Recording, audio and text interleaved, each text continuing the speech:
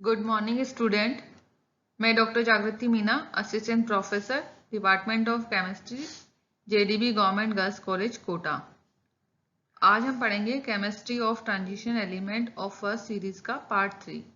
Part 2 में हमने atomic radii, ionization energy, electronic configuration और रिएक्टिविटी आदि गुणों को पढ़ लिया था। रिड्यूसिंग प्रॉपर्टी के अंतर्गत हम यहाँ पढ़ेंगे stability in aqueous solution, standard electrode potential, effect of standard electrode potential value in transition element. Transition series की रिड्यूसिंग प्रॉपर्टी यानी कि अपचायक गुण। अपचायक गुण की जनरल बातें हम यहाँ पे करते हैं। धातु की अपचायक क्षमता मीन्स रिड्यूसिंग पावर उसकी आयन में ऑक्सीकरण होने की प्रवृत्ति पर निर्भर करता है। धातु कब अपचायक क्षमता बताएगी या कब रिड्यूसिंग पावर उसकी अच्छी होगी? जब उसकी ऑक्सीडेशन टेंडेंसी अच्छी होगी। संक्रमण तत्वों में इलेक्ट्रॉन त्याग कर ऑक्सीकृत होकर यौगिक बनाने की प्रवृत्ति होती है। इट मीन्स जितने भी ट्रांजिशन एलिमेंट होते हैं उन सब में टेंडेंसी होती है कि वो एक इलेक्ट्रॉन को या दो इलेक्ट्रॉन को त्याग करके और आयन बनाते हैं, यानी कि ऑक्सीडाइज होकर के आयन बनाने की प्रवृत्ति रखते हैं। और ऑक्सीडाइज होकर आयन बनाने की प्रवृत्ति के कारण ही ये कंपाउंड बनाने की प्रवृत्ति भी रखते हैं। यहाँ एक एग्जांपल से समझते हैं। आयरन जो है वो दो इलेक्ट्रॉन को त्याग कर Fe2+ का फॉर्मेशन करता है। ये Fe2+ से त्यागे गए दो इलेक्ट्रॉन SO4 द्वारा ले लिए जाते हैं और SO4 2- का फॉर्मेशन होता है। ये दोनों मिलकर के एक कंपाउंड बनाते हैं FeSO4।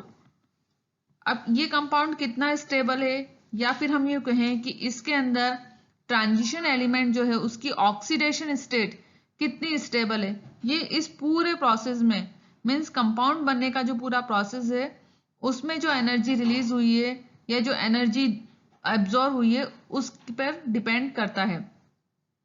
Transition metal easily oxidise हो जाते हैं।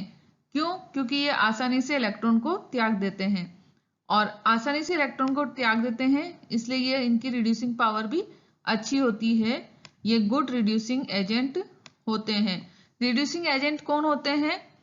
जैसे कि मैं हूं, मेरे पास एक इलेक्ट्रॉन है, आपको मैं इलेक्ट्रॉन देना चाहती हूं और आप उस इलेक्ट्रॉन को लेना चाहते हैं। मैंने इलेक्ट्रॉन दिया तो मैं इलेक्ट्रॉन देकर के खुद ऑक्सीडाइज हो गई, और आपको इलेक्ट्रॉन दे दिया मैंने और आपने उस इलेक्ट्रॉन को ग्रहण कर लिया तो आप खुद रिड्यूस हो गए। तो मैंने इलेक्ट्रॉन दिया, इसकी वजह से आप रिड्यूस हुए हैं। तो इसका मतलब मैं अच्छी रिड्यूसिंग एजेंट हूं और आप एक अच्छे ऑक्सीडाइजिंग एजेंट है, क्योंकि आपने उस इलेक्ट्रॉन को एक्सेप्ट कर लिया और खुद रिड्यूस हो गए। तो ये जितने भी ट्रांजिशन एलिमेंट होते हैं वो अच्छे रिड्यूसिंग एजेंट होते हैं। अब प्रबल अपचायक गुण उनमें होता है। इसके बाद आयोनाइजेशन एनर्जी की बात करें तो आयोनाइजेशन एनर्जी अगर कम होती है तो स्टेबिलिटी बढ़ती है। धातु के जलीय विलयन की अगर हम बात करें एक्वस सॉल्यूशन की, तो इस एक्वस सॉल्यूशन में इनकी ऑक्सीकरण अवस्था कितनी स्थायी होगी, कितनी नहीं होगी, ये 3 प्रकार की एनर्जी पर डिपेंड करता है। ये तीनों प्रकार की एनर्जी कौन सी है, चलिए आगे देखते हैं। बात करते हैं स्टेबिलिटी इन एक्वस सॉल्यूशन, यानी कि जलीय विलयन में कोई भी ट्रांजिशन मेटल का आयन कितना स्टेबल है, ये देखते हैं। मेटल को सॉलिड फॉर्म से एक्वस फॉर्म में, या हम एक्वस फॉर्म की जगह कहें कि आयनिक फॉर्म में आने के लिए 3 प्रोसेस से गुजरना पड़ता है। पहला है सब्लिमेशन, दूसरा है आयोनाइजेशन और तीसरा है हाइड्रेशन। सबसे पहले सब्लिमेशन को देखते हैं। सब्लिमेशन क्या होता है? उध्रुवपातन। इसका मतलब है कि किसी भी सॉलिड को सीधे गैस में कन्वर्ट करना, उस प्रोसेस को कहते हैं सब्लिमेशन। यहाँ पे हम देख रहे हैं कि मेटल जो है वो सॉलिड स्टेट में है और फिर ये सीधे गैसियस स्टेट में कन्वर्ट हो गई। ये प्रोसेस सब्लिमेशन प्रोसेस कहलाता है, और इस प्रोसेस में एनर्जी एब्जॉर्ब होती है। इसीलिए यहाँ पर एनर्जी को नेगेटिव रूप में लिखा गया है। और ये जो एनर्जी होती है इसे हम कहते हैं सब्लिमेशन एनर्जी, और इसे हम डेल्टा एच एस से डिनोट करते हैं। नेक्स्ट प्रोसेस है आयोनाइजेशन। आयोनाइजेशन का मतलब क्या होता है? किसी भी मेटल या एटम या किसी भी परमाणु की गैसीय अवस्था से एक इलेक्ट्रॉन निकाल करके उसे आयनिक अवस्था में ले जाने वाला प्रोसेस आयोनाइजेशन प्रोसेस कहलाता है। यहाँ पे मेटल सॉलिड से गैसियस स्टेट में आ गई। अब ये मेटल गैसियस स्टेट से अपनी आयनिक फॉर्म में आती है एक इलेक्ट्रॉन को त्याग कर। इस आयोनाइजेशन एनर्जी में भी क्या होता है? एनर्जी हमें देनी पड़ती है, इसमें भी एनर्जी एब्जॉर्ब होती है इस आयोनाइजेशन प्रोसेस में। इसलिए ये भी एक एंडोथर्मिक प्रोसेस है। और आयोनाइजेशन एनर्जी को हम डेल्टा एच आई ई से डिनोट करते हैं। Delta H I E ionisation energy. Third process है हाइड्रेशन। हाइड्रेशन का मतलब है किसी भी आयन की वाटर के साथ में रिएक्शन, उसको कहते हैं हाइड्रेशन। अब यहाँ पे हमें आयोनाइजेशन से जो गैसीयस स्टेट में हमें एक आयन प्राप्त हुआ था, उस आयन को हम एक्वस फॉर्म में प्राप्त कर लेते हैं हाइड्रेशन प्रोसेस के दौरान।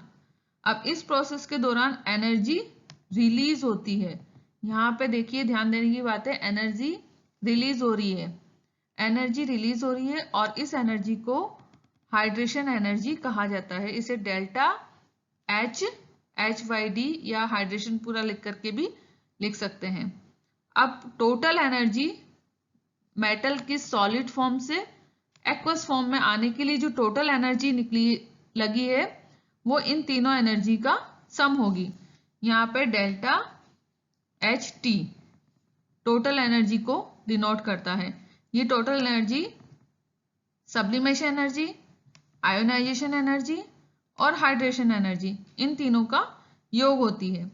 और ये टोटल एनर्जी ही इलेक्ट्रोड पोटेंशियल कहलाती है। यानी कि इस पूरे प्रोसेस में जो एनर्जी इन्वॉल्व होती है वो इलेक्ट्रोड पोटेंशियल कहलाती है। स्टैंडर्ड इलेक्ट्रोड पोटेंशियल क्या होता है? स्टैंडर्ड इलेक्ट्रोड पोटेंशियल को हम इस तरह से देखते हैं। सबसे पहले एक सेल बनाते हैं। सेल में क्या होता है? दो भाग होते हैं। फर्स्ट भाग जो होता है, ये वाला भाग फर्स्ट भाग कहलाता है। इसमें हम एक मेटल इलेक्ट्रोड लेते हैं। ये मेटल इलेक्ट्रोड है ये, और जिस मेटल का हम इलेक्ट्रोड ले रहे हैं उसी मेटल के आयन का सॉल्यूशन लेते हैं यहाँ। और दूसरा भाग जो होता है ये इसका सेकंड पार्ट है। इसमें हम एक स्टैंडर्ड हाइड्रोजन इलेक्ट्रोड लेते हैं जिसका मानक इलेक्ट्रोड विभव 0 होता है। अब इन दोनों सेल के भाग, फर्स्ट भाग और सेकंड भाग को एक सॉल्ट ब्रिज द्वारा जोड़ दिया जाता है और दोनों इलेक्ट्रोड को वोल्टमीटर द्वारा जोड़ देते हैं। वोल्टमीटर द्वारा जोड़ने पर इसमें एक विभव उत्पन्न होता है और इस विभव को या इस पोटेंशियल को उस सेल का पोटेंशियल कहते हैं, या हम इसे इलेक्ट्रोड पोटेंशियल भी कह सकते हैं। अब ये मानक स्टैंडर्ड इलेक्ट्रोड पोटेंशियल क्या है? जब ये पूरा सेल एक स्टैंडर्ड कंडीशन में काम करता है, यानी कि हमने जो सॉल्यूशन लिया है वो 1 m हो, इसमें जो टेम्परेचर है वो भी मेंटेन हो 278 केल्विन, यानी कि कंडीशन स्टैंडर्ड होनी चाहिए, एनवायरनमेंट स्टैंडर्ड होना चाहिए, तब उस सेल के लिए जो हमें इलेक्ट्रोड विभव प्राप्त होता है उसे कहते हैं स्टैंडर्ड इलेक्ट्रोड विभव।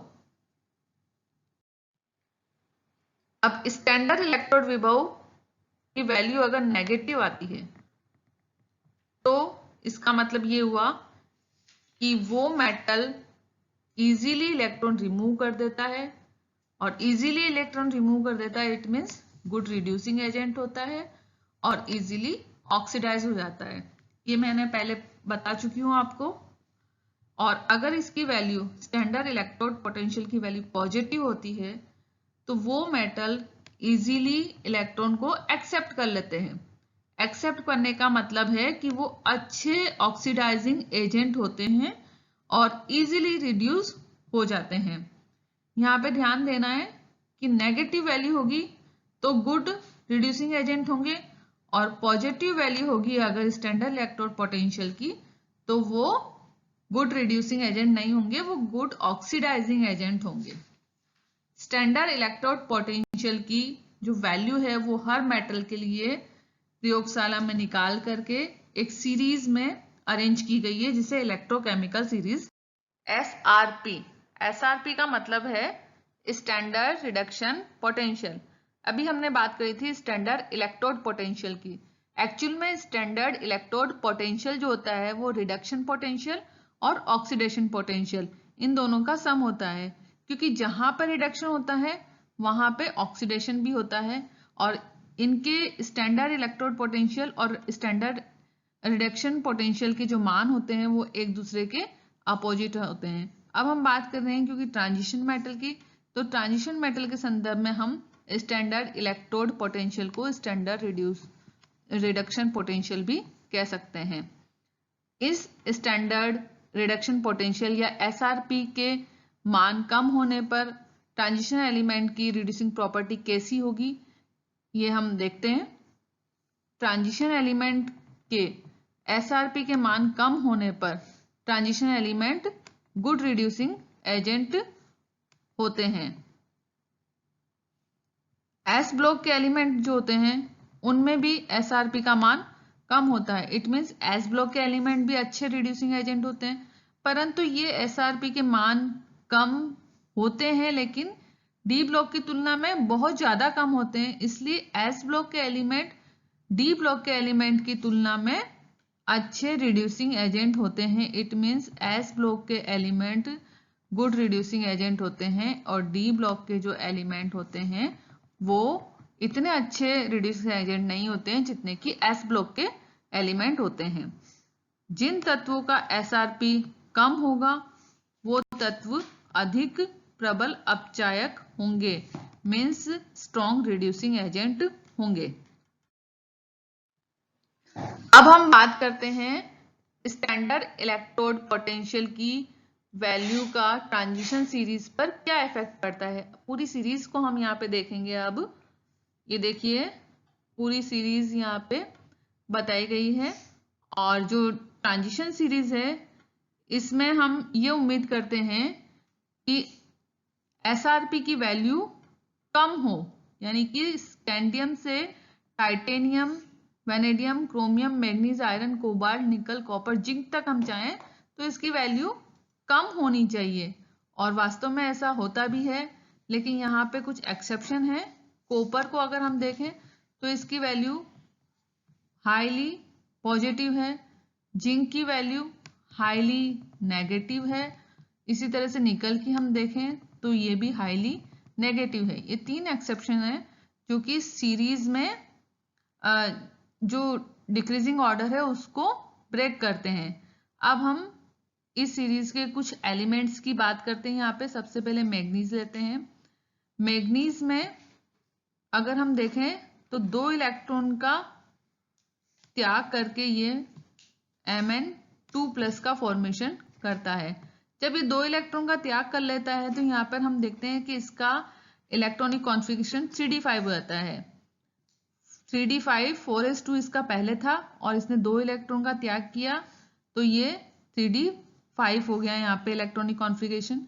अब ये जो 3d5 इलेक्ट्रॉनिक कॉन्फ़िगरेशन है ये बहुत ही स्टेबल है, ये हम सब लोग जानते हैं, इसीलिए यहाँ पे इसकी OP का मतलब है ऑक्सीडेशन पोटेंशियल, ठीक है, और RP का मतलब मैं यहाँ पे पहले बता दूं रिडक्शन पोटेंशियल। तो OP की वैल्यू यहाँ पर ज्यादा होगी, मीन्स ये आसानी से ऑक्सीडाइज हो जाएगा। क्यों? क्योंकि इसको एक स्टेबल पोजीशन मिल रही है, यह स्टेबल इलेक्ट्रॉनिक कॉन्फ़िगरेशन मिल रहा है। OP की वैल्यू ज्यादा होते ही RP की वैल्यू कम हो जाएगी, और हमने पिछले पॉइंट में पढ़ा है कि जब RP की वैल्यू कम होती है तो वो एलिमेंट या वो मेटल अच्छे रिड्यूसिंग एजेंट होते हैं। तो इट मीन्स ये जो Mn2+ है +2 ऑक्सीडेशन स्टेट में मैग्नीज अच्छा रिड्यूसिंग एजेंट होगा। मैग्नीज का जो कपल है उसे हम इस तरह से लिखते हैं E0Mn2+/Mn। इसकी SEP वैल्यू जो होती है वो -1.18 होती है। अगर अब हम बात करें Mn2+ की, हमारे पास जो मैग्नीज सेकंड ऑक्सीडेशन स्टेट में था, इसको अगर हम थर्ड ऑक्सीडेशन स्टेट में ले जाने की कोशिश करें तो ये एक इलेक्ट्रॉन को त्यागेगा। एक इलेक्ट्रॉन को त्यागते ही इसका इलेक्ट्रॉनिक कॉन्फ़िगरेशन कितना हो जाएगा 3d4।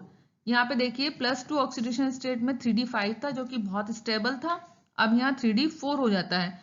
तो ये 3d4 नहीं होना चाहेगा क्योंकि कोई भी मेटल आयन अपनी जो स्टेबल इलेक्ट्रॉनिक कॉन्फ़िगरेशन है उसको त्यागना नहीं चाहते। तो इस मेटल आयन की ये टेंडेंसी नहीं होगी कि ये Mn2+ से Mn3+ में कन्वर्ट हो जाए। इट मीन्स इसकी ऑक्सीडेशन पोटेंशियल क्या हो गया, कम हो गया, क्योंकि ये ऑक्सीडाइज होने की टेंडेंसी इसमें नहीं होगी। और रिडक्शन पोटेंशियल क्या होगा, बढ़ जाएगा। अब रिडक्शन पोटेंशियल की वैल्यू यहाँ पे ज्यादा हो गई तो इसका मतलब ये लो रिड्यूसिंग प्रॉपर्टी के हो गए, यानी कि ये इतने अच्छे रिड्यूसिंग एजेंट नहीं है जितने कि ये +2 स्टेट में थे। नेक्स्ट देखते हैं आयरन। आयरन में से अगर हम 2 इलेक्ट्रॉन को रिमूव कर दे तो ये +2 स्टेट में आ जाता है, और ये इजीली +2 स्टेट में नहीं आता है क्योंकि आयरन का इलेक्ट्रॉनिक कॉन्फ़िगरेशन 3d6 4s2 होता है। यहाँ जब हम इसको +2 स्टेट में लाएंगे तो इसका 3d6 हो जाएगा इलेक्ट्रॉनिक कॉन्फ़िगरेशन, जो कि स्टेबल इलेक्ट्रॉनिक कॉन्फ़िगरेशन नहीं है। तो यहाँ पे OP का मान कम होगा, ये इस वाली कंडीशन में आने की कोशिश नहीं करेगा, और RP का मान यहाँ पर ज्यादा होगा। RP का मान ज्यादा होने से ये लो रिड्यूसिंग प्रॉपर्टी को शो करेंगे और ये अनस्टेबल कंडीशन में रहेंगे क्योंकि यहाँ पे एक हमारे पास 3d6 इलेक्ट्रॉनिक कॉन्फ़िगरेशन है जो कि स्टेबल नहीं है। लेकिन जैसे ही हम यहाँ F2 सेकंड ऑक्सीडेशन स्टेट जो है आयरन की, उससे जब आयरन थर्ड ऑक्सीडेशन स्टेट में आता है, +3 स्टेट में आता है, तो ये इजीली आ जाता है इसके अंदर, यानी कि इसमें टेंडेंसी होती है कि ये +2 से +3 में कन्वर्ट हो जाए, क्योंकि +2 में इलेक्ट्रॉनिक कॉन्फ़िगरेशन 3d6 है और +3 में हम देखते हैं तो इलेक्ट्रॉनिक कॉन्फ़िगरेशन हमें 3d5 मिलता है। तो 3d5 क्योंकि ये हाफ फील्ड ऑर्बिटल है, ये ज्यादा स्टेबल है, तो इसमें ये टेंडेंसी होगी आयरन में कि ये +2 से +3 में जल्दी से कन्वर्ट हो जाता है। जल्दी से कन्वर्ट हो जाएगा मतलब जल्दी से ऑक्सीडाइज हो जाएगा, जल्दी से अपना इलेक्ट्रॉन त्यागेगा, तो ऑक्सीडेशन पोटेंशियल इसका ज्यादा होगा और इसकी RP की वैल्यू कम होगी, और RP की वैल्यू कम होते ही क्या होंगे, गुड रिड्यूसिंग एजेंट होंगे और ये स्टेबल होंगे। अब हम इनकी कपलिंग के साथ में स्टैंडर्ड इलेक्ट्रोड पोटेंशियल देख लेते हैं। तो Fe2+ Fe का जो स्टैंडर्ड इलेक्ट्रोड पोटेंशियल है वो -0.44 है, और अगर हम इसका +3 स्टेट को देखते हैं, +2 से जब +3 स्टेट में जाता है तो इसका स्टैंडर्ड इलेक्ट्रोड पोटेंशियल -0.04 होता है, जो कि कम है। तो कम है तो ये अच्छे रिड्यूसिंग एजेंट हैं। नेक्स्ट हम जिंक की बात करते हैं। जिंक जो होता है इसका इलेक्ट्रॉनिक कॉन्फ़िगरेशन 3d10 5s2 होता है।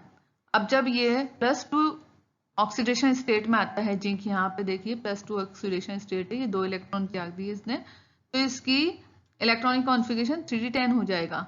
तो ये +2 ऑक्सीडेशन स्टेट में आना चाहेगा क्योंकि 3d10 इसका इलेक्ट्रॉनिक कॉन्फ़िगरेशन हो गया, और 3d10 इलेक्ट्रॉनिक कॉन्फ़िगरेशन जो होता है वो स्टेबल होता है। तो कोई भी आयन या कोई भी एटम जो है वो अपने स्टेबल इलेक्ट्रॉनिक कॉन्फ़िगरेशन को प्राप्त करने की कोशिश करता है, तो ये आसानी से आ जाएगा। इसका मतलब इसकी OP की वैल्यू ज़्यादा होगी और RP की वैल्यू कम होगी। अब RP की वैल्यू कम होते ही क्या होगा, ये हाई रिड्यूसिंग प्रॉपर्टी का हो जाएगा, यानी कि बहुत अच्छा रिड्यूसिंग एजेंट ये कहलाएगा। अगर हम कॉपर की बात करें तो कॉपर में ये चीज नहीं होती है। अभी हमने देखा था कि जितने भी ट्रांजिशन सीरीज के एलिमेंट है स्कैंडियम से लेकर जिंक तक, सब में नेगेटिव वैल्यू जो है वो लेस होती जाती है, लेकिन कॉपर ही एक ऐसा है जिसमें इलेक्ट्रोड पोटेंशियल वैल्यू जो है वो पॉजिटिव है। ऐसा क्यों है, ये इसके इलेक्ट्रॉनिक कॉन्फ़िगरेशन से हम यहाँ नहीं बता पाएंगे। यहाँ पे इलेक्ट्रॉनिक कॉन्फ़िगरेशन वाला फंडा काम नहीं करेगा। इसमें कॉपर जो है उसकी पॉजिटिव वैल्यू होती है, किस चीज की, स्टैंडर्ड इलेक्ट्रोड पोटेंशियल की वैल्यू कॉपर के लिए पॉजिटिव होती है। और हमने देखा था कि जब पॉजिटिव वैल्यू होगी तो वो अच्छा रिड्यूसिंग एजेंट नहीं होगा, और यही कारण है कि कॉपर जो है वो अच्छा रिड्यूसिंग एजेंट नहीं होता है। इसी तरह से हम कोबाल्ट के लिए देख लें तो इसके लिए जो इलेक्ट्रोड पोटेंशियल है उसकी value CO2 plus CO couple के लिए 0.28 होगी, और CO3 CO कपल के लिए क्या होगी, प्लस में चली जाएगी। अब प्लस में जाते ही ये क्या है, प्लस में जाते ही ये रिड्यूसिंग एजेंट नहीं रहेगा, और ये माइनस में है ये वाली वैल्यू, तो इसका मतलब ये वाली टेंडेंसी इसमें रहेगी कि ये +2 में आने की कोशिश करेगा। +2 ऑक्सीडेशन स्टेट इसकी ज्यादा स्टेबल होगी, ज्यादा रिड्यूसिंग प्रॉपर्टी की होगी। Cr2O3, ठीक है, ये ऑक्साइड Cr2O3 होता है, और ये Cr2O3 क्या करता है, यहाँ पे 2 आएगा, ये ऑक्साइड के ऊपर एक लेयर बना लेता है, और लेयर बनाने के कारण क्या होता है, क्रोमियम आगे ऑक्सीडाइज नहीं हो पाता है। ये भी एक कारण है कि transition element weak reducing agent होते हैं। थर्ड इसका कारण है ट्रांजिशन मेटल के डेल्टा एचएस मैंने बताया था सब्लिमेशन एनर्जी होती है, डेल्टा HIE आयोनाइजेशन एनर्जी होती है। ये क्या होती है, इनकी हाई होती है, ये दोनों एनर्जी हाई होती है, और हाइड्रेशन एनर्जी की वैल्यू इनकी कम होती है, इसलिए भी ये वीक रिड्यूसिंग एजेंट होते हैं। इसमें भी एक अपवाद है कॉपर। अब Y copper do not displace H+ ion, copper H+ ion को डिस्प्लेस क्यों नहीं करता है, या एसिड के साथ में रिएक्शन करके हाइड्रोजन मुक्त क्यों नहीं करता है, इसको देखते हैं। कॉपर के अंदर जो स्टैंडर्ड इलेक्ट्रोड पोटेंशियल का कपल होता है वो होता है Cu2+ Cu+, ठीक है। इस कपल के लिए SrP की वैल्यू पॉजिटिव होती है। ये हमने इलेक्ट्रोकेमिकल सीरीज या इलेक्ट्रोड स्टैंडर्ड इलेक्ट्रोड पोटेंशियल की जो वैल्यूज है उसके अंदर देखा था कि कॉपर के लिए ये पॉजिटिव होती है वैल्यू। सेकंड कारण है कि कॉपर की जो डेल्टा HS सब्लिमेशन एंथैल्पी और डेल्टा HIE आयोनाइजेशन एंथैल्पी, ये दोनों एंथैल्पी जो होती है वो हाइड्रेशन एंथैल्पी यानी कि डेल्टा HHYD हाइड्रेशन एंथैल्पी या हाइड्रेशन एनर्जी को संतुलित नहीं कर पाती है। इसमें कॉपर के लिए डेल्टा HHYD यानी हाइड्रेशन एंथैल्पी का मान बहुत ही ज्यादा होता है, इसलिए ये एकदम से मतलब पॉजिटिव हो जाता है इसका मान, और पॉजिटिव हो जाने के कारण ये सब्लिमेशन एनर्जी और आयोनाइजेशन एनर्जी को संतुलित नहीं कर पाती है, और इसलिए कॉपर जो है वो ऑक्सीडाइज होने की बजाय क्या होते हैं, रिड्यूस हो जाते हैं, और इसलिए कॉपर एसिड के साथ में रिएक्ट करके H+ आयन को डिस्प्लेस नहीं करते हैं या हाइड्रोजन मुक्त नहीं करते हैं। यहाँ पे एक कारण और है कि जो टोटल एनर्जी होती है, हाइड्रेशन एनर्जी, सब्लिमेशन एनर्जी और आयोनाइजेशन एनर्जी की टोटल एनर्जी, इसका मान नेगेटिव होना चाहिए, परंतु कॉपर में क्या होता है, इसका मान पॉजिटिव होता है। ये भी एक कारण है, इसीलिए भी कॉपर हाइड्रोजन आयन को डिस्प्लेस नहीं कर पाते हैं। अब हम यहाँ पे कॉपर की अगर सब्लिमेशन एनर्जी देखें, ये वाली, अगर ये मानो कि सब्लिमेशन एनर्जी -5 है, ठीक है, और इसकी आयोनाइजेशन एनर्जी को भी हम -5 मान लेते हैं, चलिए ठीक है, इसको मान लिया हमने, ये भी -5 है, और ये जो इसकी हाइड्रेशन एनर्जी है ये हो जाती है +11।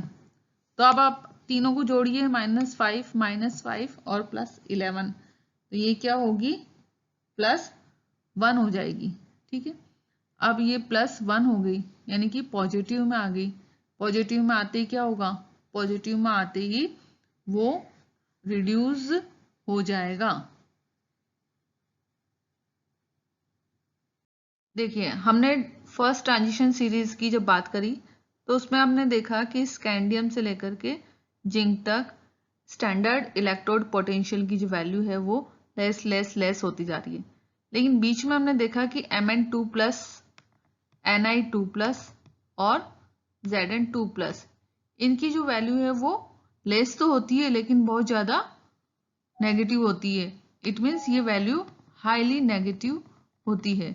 ऐसा क्यों होता है, तो ये हम देखते हैं इसका आंसर कि Mn2+ जो है इसमें 2 इलेक्ट्रॉन जब ये त्याग देता है तो इसका हाफ फील्ड ऑर्बिटल प्राप्त होता है हमें 3d5। 3d5 एक स्टेबल इलेक्ट्रॉनिक कॉन्फ़िगरेशन है, इसलिए Mn2+ यानी कि जो मैग्नीज है वो सेकंड ऑक्सीडेशन स्टेट में ज़्यादा स्टेबल होता है, इसलिए इसकी SEP की वैल्यू हाईली नेगेटिव हो जाती है। और जिंक की अगर हम बात करें तो ये भी सेकंड ऑक्सीडेशन स्टेट में आएगा, तो 2 इलेक्ट्रॉन को त्यागेगा और 2 इलेक्ट्रॉन त्यागते ही 3d10 इलेक्ट्रॉनिक कॉन्फ़िगरेशन को प्राप्त कर लेता है और ये इलेक्ट्रॉनिक कॉन्फ़िगरेशन स्टेबल होता है, इसीलिए जिंक की सेकंड ऑक्सीडेशन स्टेट ज़्यादा स्टेबल होती है और इस स्थिति में ये हाईली नेगेटिव वैल्यू होती है इसकी SEP की, जिंक 2+ के लिए। ठीक है, ये दोनों बात तो हमने इलेक्ट्रॉनिक कॉन्फ़िगरेशन के थ्रू समझा दी, लेकिन निकल में ऐसा नहीं होता है। निकल में इलेक्ट्रॉनिक कॉन्फ़िगरेशन वाला फंडा काम में नहीं आता है। यहाँ पे इसकी हाइड्रेशन एंथैल्पी देखनी पड़ती है हमको, जो कि मोर नेगेटिव होती है निकल की, इसीलिए इसकी SEP की वैल्यू मोर नेगेटिव हो जाती है। यहाँ देखिए, due to more negative hydration enthalpy, तो डेल्टा HT यानी कि टोटल जो एंथैल्पी होगी उसकी वैल्यू क्या होगी, नेगेटिव होगी निकल के लिए।